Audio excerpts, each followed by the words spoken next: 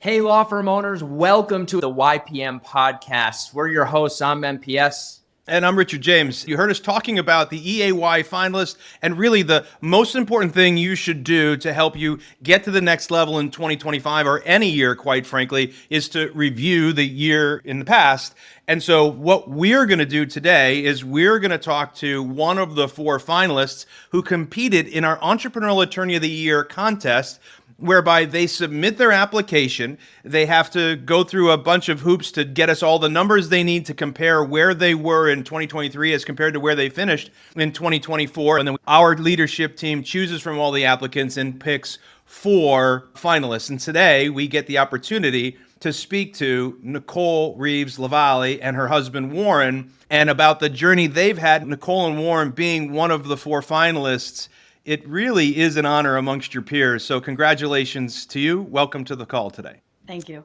You're welcome. Yes, absolutely, and very well deserved. You had a terrific 2024, but I know 2023 heading into 2024, I think the big challenge early on there was turnover with staff. So what I want to jump right into is, if an attorney listening to this right now is dealing with turnover challenges, what's the one thing you'd tell them to do today? I think you tell them to always be looking to hire people. Don't ever stop looking to hire people, because you don't know what life's going to change and how they're going to leave you or what's going to happen.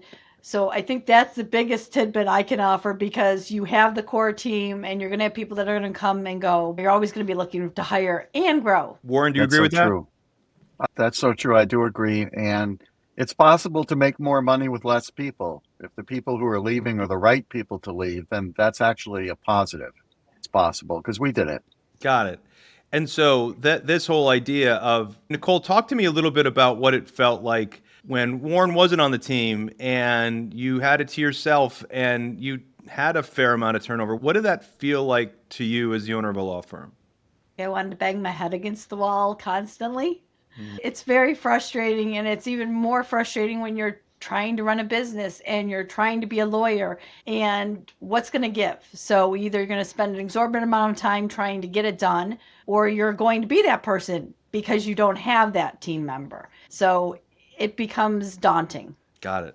It can be a very daunting thing, which is a perfect segue. I'm curious, what for you was the scariest decision you had to make to grow your firm? And a secondary part to that, what finally pushed you to do it? The scariest thing was hiring my husband. It was the scariest thing, because I'm offering him a lot of money and I don't know if he's going to be able to do anything, but he said he was interested. So let's do this. So without knowing whether or not I had the capability to do it, because I'm not one that takes on debt, it was extremely scary. Warren, were you scared when you walked in, or were you confident? Like, where did you stand when you were walking? Were you not sure what you were walking into? I don't know how much overlap and conversation you guys had on the back porch at night after you both came home from the office and talking about your respective days. Did you know what the office environment looked like, and how did you feel about it? I've been doing office work probably with her for the last 10 or 20 years. I don't remember.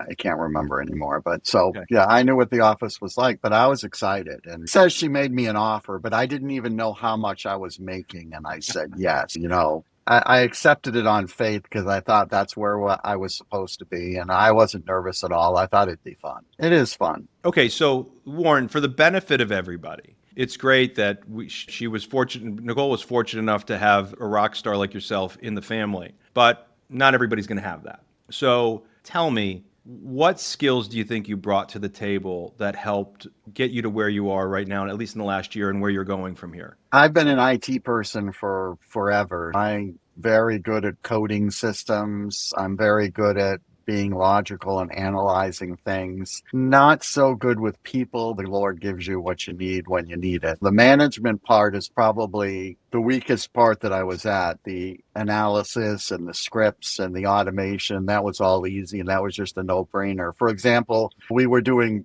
billing. I think it was our first billing we were doing after she hired me, and she says, "Here you go, Warren, you're going to be doing this now."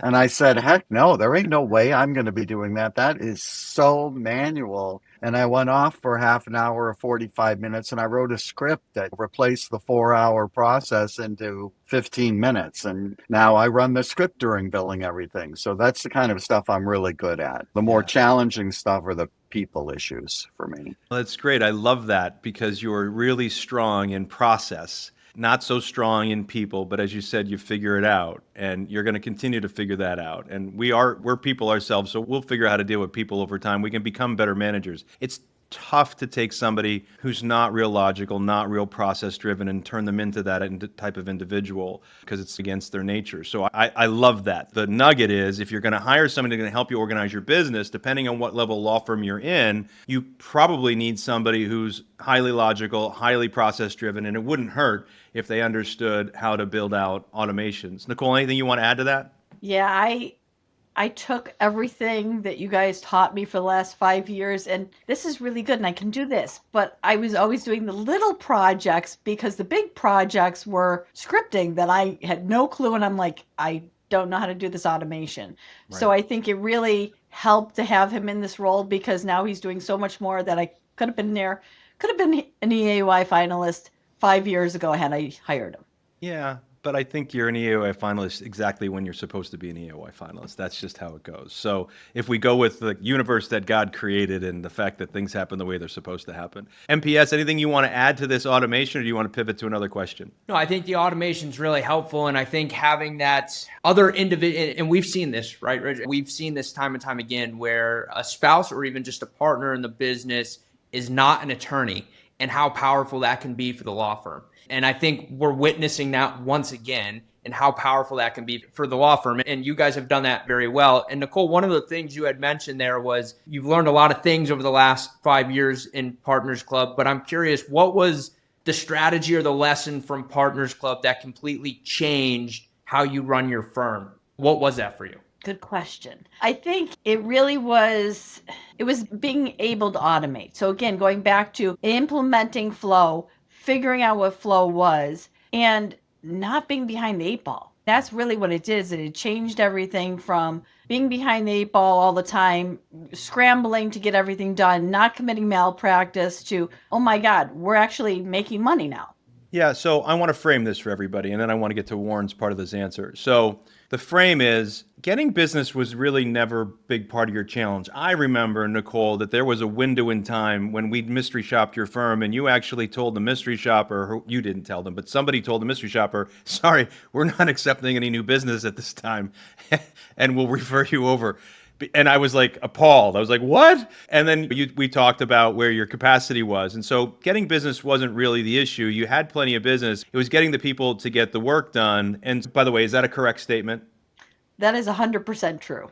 Okay. So that's great because that's not always everybody's challenge. And so this was your challenge. Like we say, is this whole thing meets you where you're at. And where you were at was you couldn't get people to get the work done. Enter Warren, who is process driven, logical. Enter this management framework that we call flow that you had referenced. And so this is just a different way to go about utilizing a management structures. Lots of management structures out there. This is one that was invented by Bert Diener, and you guys fully adopted it. Warren, I am curious. I know you'd used similar things to Flow in the past in your IT world. What is it about Flow, and maybe if you want to explain the way you guys have used it, that has helped benefit you and get you ahead of the ball rather than being behind the eight ball? Flow is really good. We did try to use it previously in IT, but I don't think we ever used it. And every time I raised up issues to management, they said, oh, you can do that any way you want to. And we never did it in a way that was accountable. But Got it. here at Reeves Lavallee, we used it in a way that's accountable. And that was one of the ways we held people to their commitments, where before we used to have all these tasks that were always overdue, maybe 30 or 40 at a time, which is really bad. If you ask Nicole, she'll tell you extreme detail why that's really bad. But then when we started putting them in front of people every day and we started holding them accountable to actually getting work done in flow, and how come you can't do it, and what can we change so that you can get more done, and then we actually doing change to try to get them more able to do more work, I think that was very helpful. I think the accountability and the feedback system where we can fix problems over time time. And nobody's perfect. We may put something in place and it may not work. And then the following week, we try something else and we just keep iterating until we fix the problem. And I think we did that several times. So I'd say accountability. And then once the to-do problems went away, we'd move to something else, which was also a good thing. And then we'd start working on that. So it's a process. And I think everybody understands the process now and everybody believes in our business. Do you think that utilizing that flow system, and this isn't me pitching flow, but we could call it any system that we want. It just happens to be that Bert invented this formula and I think it works really well. So do you believe using this framework that we call flow and having the accountability and having a way to look at things on a daily and weekly basis or a sprint basis, do you think that this has helped bring the culture of your firm and your team closer together, which is why you seem to be keeping your core people more? There's more core people that you're keeping now more than ever? I do. And I think it's also because they're understanding what benefit it is. Mm-hmm. They're seeing the benefit. They're seeing it in bonuses. They're seeing it in commissions. They're seeing it in happiness overall, where I'm not screaming at somebody for no reason. So all of those reasons is really, I think it builds that culture that they're going, this is cool. We can stay here. Yeah, that's great. MPS, what do you think about this idea of flow and the accountability and giving a structure where people can see their wins, their life becomes a little easier, there's less stress on the owner? What have you seen in our business with flow? Just that. It is. It's an accountability tool. And to Nicole's point, the team has a much clearer vision on what it is they're trying to accomplish. So rather than just getting tasks every day and not fully understanding in some cases, okay, what's the end goal of this? It's very clear because we've got clearly defined sprints. Here's what the goal is. Here's your daily goals. And now it's your time to report on it. So the accountability and the clear vision help not only the team come together, but I think it just created a more seamless system for everybody involved. And so you implement that throughout the business, you start to get a much more automated and seamless business that's running on all cylinders. So I think Flow has been not only terrific for the law firms that have taken it and implemented it, but personally, it's been awesome for us. And we've seen the effects of that. And I wanted to talk, Nicole, about Partners Club for a second. For those listening, Partners Club, it's a community of entrepreneurial attorneys. But for you, what has that community meant for you in terms of a support system? So what's been the biggest benefit of having that community alongside you? Oh, there's so many different choices there. I think it boils down to, I love the fact that we have a family law group now and I can bounce ideas off of them. So I think that's great. I've actually gotten referrals from several members because Massachusetts is small. So you want to come here, you're going to get me. But I think you also have the camaraderie of our weekly PIP groups meetings, and obviously going to Partners Club events are great too. So I think each part of it has a different dynamic, but I love the fact that I can ask somebody something, they're not judgmental, and even when they are, they're nice about it, but they're giving me feedback that I really need, and I actually hear it and listen and follow through with it. You know, my favorite thing about what you said there was you didn't say, oh, it's the lessons that Michael and Richard teach us from stage. You didn't say that. And I'm not saying that sarcastically, like I'm offended. I mean that sincerely. Like, we have always developed Partners Club to be an implementation program where peers hold one another accountable and build a community that's not like anywhere else. And this isn't a pitch for Partners Club, but it is. I want to point out to those that are listening, there's a real power behind being in a community where everybody's moving in the same direction and you can bounce ideas off them. I certainly hope the founders give you quality information from time to time and we say an intelligent thing or two. But I think that it's more important to have that community. Now, Warren, I'm curious, you've come in from the other side, not a non-attorney, and coming in on the operations side. As you come into Partners Club, do you see it differently, or for you, is it also the community aspect? That's an interesting question that I could answer various ways, and Nicole has spoken to me. I like Partners Club because you give me unique ideas. I'm a squirrel. I'm storing away these ideas that everybody gives me, both from the stage and in the audience and other people around who are telling us how they're doing things. Right. And I don't think one system's going to solve anybody's specific problem, but I think if you take pieces from everybody's system and then you apply them intelligently, that you're going to come up with the system that's perfect for you. Yeah. So I'm a squirrel and I'm storing these little nuts. And then when I need a nut, I grab it and I take it and then I try to implement it. And that's how I look at Partners Club. I agree. So MPS, this idea where one of our members can take an idea and make it their own, and then they share that with somebody else, and somebody else makes it their own, makes this whole environment powerful. Wouldn't you agree, MPS? Of course. And it just goes back to the overall concept that the power's in the community.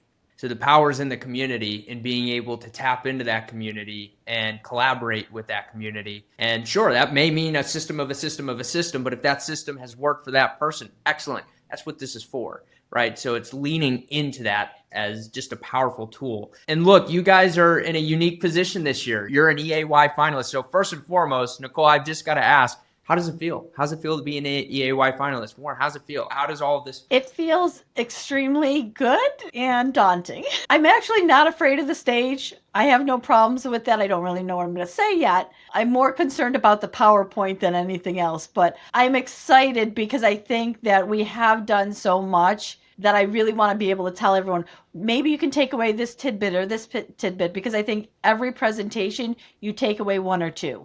Warren, do you want to plus one on that before I comment? +1. I think Nicole is very excited. I'm peace. I'm neither way. I'm middle of the road on it. I think that's because you just expected you guys to be here. Or honest. Like, I just think you looked at what was going on. You're like, man, you did such a great job getting it to where it was, Nicole.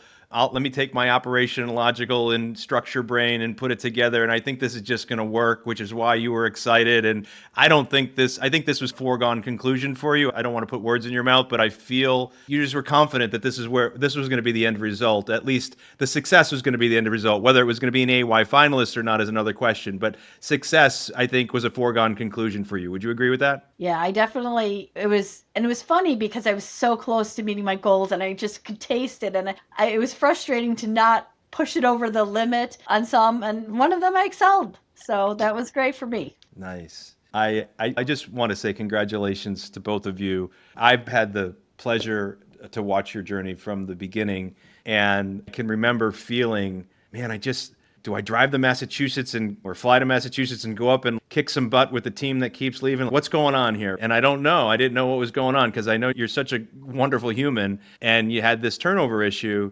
And then we find out it was really nothing more than the fact that you were overwhelmed. And there were skill sets you didn't possess, that you possessed many other skill sets. And there were skill sets that Warren, the person that you hired, happened to be your husband, did possess. And it just allowed to free up some time for you, which allows you to become a better leader, make people understand how much you care and why you care about not just them, but your clients as well as the company. And it allowed Warren to make their lives easier utilizing a framework and a system and automation. And so I can see it now, but I'll be honest, when you were going through it, I was frustrated for you. I wanted to see you win.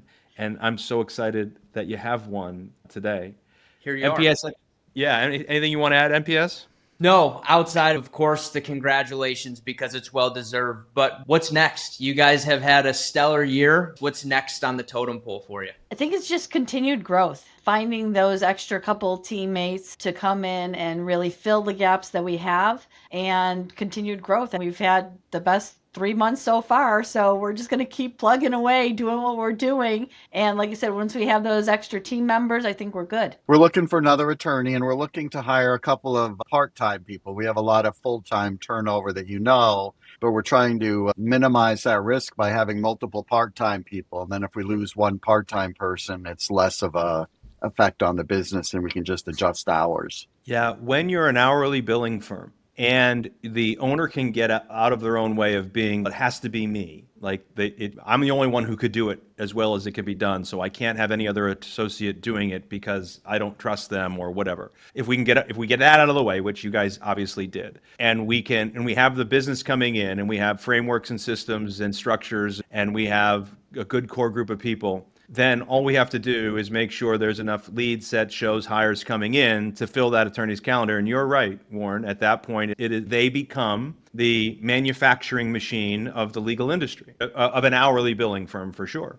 And in this particular case, I 100% agree with you. The way you're going to grow an hourly billing firm once you have a good hold on generating business is to make sure you have enough people being able to generate the billable hour. Attorney Nicole Reeves Lavallee, from high turnover to high profits, a 75% surge in owners' benefits. Amazing. So 75% surge in owner's benefit. This is the point I wanted to make about this headline, and we're going to be coming to the end here. But here's the point.